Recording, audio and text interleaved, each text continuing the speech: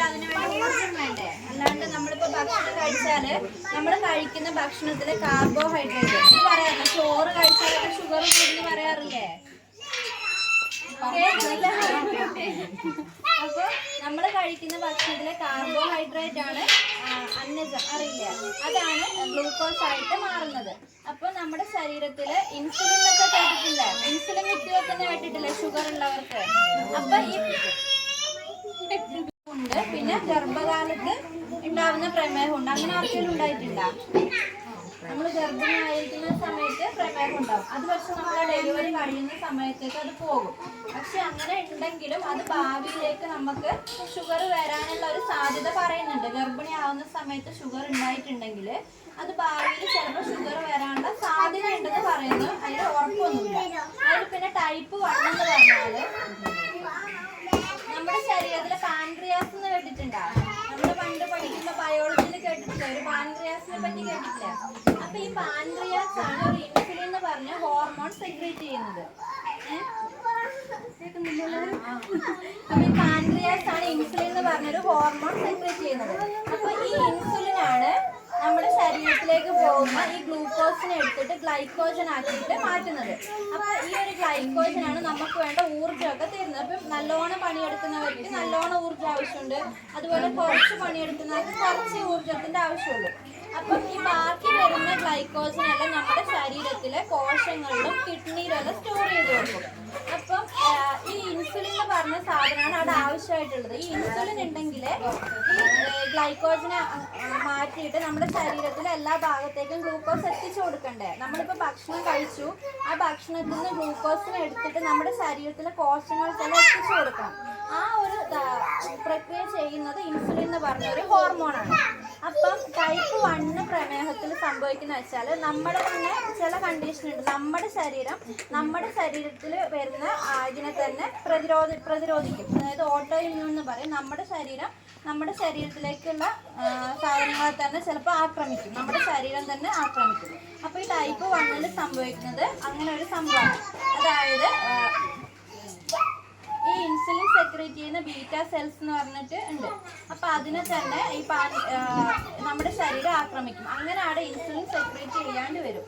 പിന്നെ ടൈപ്പ് 2 എന്ന് പറഞ്ഞാല് ഈ പാൻക്രിയാസ് ആവശ്യത്തിന് ഇൻസുലിൻ ഉൽപ്പാദിപ്പിച്ചാലും അതിന് വേണ്ട രീതിയിൽ നമുക്ക് ഉപയോഗിക്കാൻ കഴിയില്ല. അങ്ങനെ വരുന്നതാണ് ടൈപ്പ് 2 എന്ന് പറയുന്നത്. സാധാരണ എല്ലാവരും കണ്ടുവരുന്നത് ടൈപ്പ് 2 ആണ്.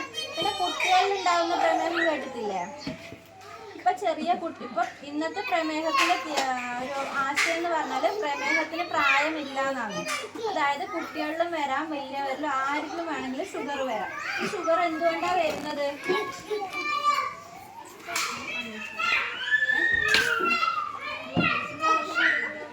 ഇപ്പോഴത്തെ നമ്മുടെ ജീവിത രീതിയായിട്ട് ബന്ധപ്പെട്ട ഒരു അസുഖമായിട്ടാണ് ഷുഗർ, പ്രഷർ, അതുപോലെ പൊണ്ണത്തടി ഒക്കെ പറയുന്നത്. അപ്പൊ ഷുഗർ പറഞ്ഞാൽ നമ്മുടെ ജീവിത ശൈലിയായിട്ട് ബന്ധപ്പെട്ട ഒരു രോഗമാണ്. അപ്പം നമ്മുടെ ജീവിത ശൈലിയിൽ വരുന്ന മാറ്റങ്ങള്, പിന്നെ നമ്മൾ അധികമായിട്ട് ഈ ഫാസ്റ്റ് ഫുഡ് ഉപയോഗിക്കുന്നത്, പിന്നെ അതുപോലെ വ്യായാമം കുറവ്, അതുകൊണ്ടൊക്കെയാണ് ഷുഗർ ഇപ്പൊ കണ്ടുവരുന്നത്. പിന്നെ ഷുഗർ ഉണ്ടായാൽ അതിന്റെ ലക്ഷണങ്ങൾ എന്തൊക്കെയാണെന്നറിയോ? നമ്മുടെ ശരീരത്തിൽ അധികമായിട്ട് പഞ്ചസാര കൂടുകയാണ്. അപ്പൊ എന്താ സംഭവിക്കുക? ഒരുപാട് നമ്മൾ മധുരം കഴിച്ചു, അപ്പൊ നമുക്ക് എന്തൊക്കെ അസ്വസ്ഥത ഉണ്ടാവും? ദാഹം കൂടുതലായിരിക്കും അല്ലെ? നമ്മുടെ ശരീരത്തിൽ ഗ്ലൂക്കോസ് അല്ലേ കൂടുന്നത്, പഞ്ചസാരയാണ്. അപ്പൊ നമുക്ക് ദാഹം കൂടുതലായിരിക്കും. ധാരാളം വെള്ളം കുടിച്ചാൽ എന്താ? ഒരുപാട് മൂത്രം ഒഴിക്കേണ്ടി വരും. അപ്പൊ ഒരുപാട് മൂത്രം ഒഴിക്കേണ്ടി വരും ഇങ്ങനെയുള്ള ആൾക്കാർക്ക്.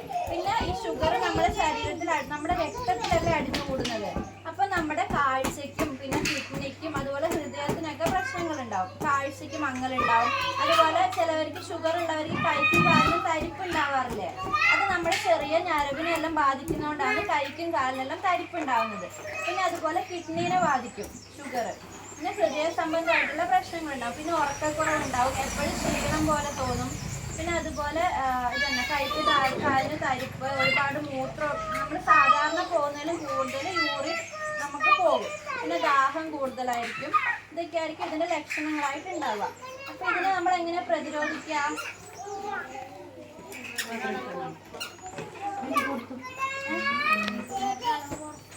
പഞ്ചസാരയുടെ അളവ് കുറയ്ക്കണം. അതുപോലെ പറ്റുന്ന രീതിയിലൊക്കെ വ്യായാമം ചെയ്യണം അല്ലേ? എല്ലാരും വ്യായാമം ചെയ്യുമോ? നമ്മൾ പറയും നമ്മൾ അടുക്കളയിൽ നിന്ന് അങ്ങോട്ടും ഇങ്ങോട്ടും പണിയെടുക്കുന്നുണ്ടല്ലോ, അപ്പൊ അത് പോരെ നമ്മൾ ചിന്തിക്കും. പക്ഷെ അത് പോരാ. അല്ലാണ്ട് ഇപ്പൊ പറയുന്ന ഒരു 40% നമ്മൾ നടന്നാൽ ഒരു 40% നമുക്ക് ഹൃദ്രോഗം കുറയ്ക്കാൻ പറ്റുമെന്നാണ് പറയുന്നത്. അപ്പൊ അല്ലാണ്ട് എല്ലാവരും കൂടെ വൈകിട്ടൊന്നും നടക്കാൻ പറ്റുമെങ്കിൽ നടക്കുക. പിന്നെ അതുപോലെ ഇപ്പൊ വീട്ടിലാരെങ്കിലും പുകവലി, മദ്യപാനം അങ്ങനെയൊക്കെ ഉണ്ടെങ്കിൽ അവരോടൊക്കെ അതൊക്കെ ഒന്ന് കുറയ്ക്കാൻ പറയാം. ഇപ്പൊ ഈ പുകവലിക്കുന്നവരൊക്കെ ചോദിക്കും, അങ്ങനെ എനിക്ക് ഷുഗർ വരുമോ, അങ്ങനെ പ്രഷർ വരുമോ എന്നൊക്കെ ചോദിക്കും. അപ്പൊ അങ്ങനെയുള്ളവരിൽ ഈ പുകവലിക്കുമ്പോൾ അതിൽ നിക്കോട്ടിൻ എന്ന് പറഞ്ഞൊരു ഇതുണ്ട്. ഇതൊക്കെ നമ്മുടെ ശരീരത്തിൽ ഒരു കറയായിട്ട് നമ്മുടെ രക്തക്കുഴലിൽ പോയിട്ടാണ് പറ്റി പിടിച്ചിരിക്കുന്നത്. അപ്പൊ അങ്ങനെ ഉള്ളത് കൊണ്ടാണ് അവർക്കൊക്കെ ഈ ഇപ്പം അറ്റാക്കെല്ലാം ഒരുപാട് കൂടുതലല്ലേ. അപ്പൊ പുകവലി, മദ്യപാനമൊക്കെ ഉള്ളവരിൽ ഇതൊക്കെ നമ്മുടെ രക്തക്കുഴലിൽ പോയിട്ടാണ് പറ്റിപ്പിടിച്ചിരിക്കുന്നത്. അതുകൊണ്ടാണ് ഇന്നത്തെ കാലത്ത് അറ്റാക്കെല്ലാം കൂടാൻ കാരണം. അപ്പൊ നമ്മുടെ ജീവിത ശൈലിയിൽ തന്നെ നമ്മൾ പറ്റുന്ന രീതിയിൽ മാറ്റം വരുത്താൻ ശ്രദ്ധിക്കുക. അതാണ് ഇതിന് പ്രധാനമായിട്ടും പറയാനുള്ളത്. പിന്നെ അമിതവണ്ണം, പൊണ്ണത്തടി അതൊക്കെ നിയന്ത്രിക്കാൻ നോക്കുക.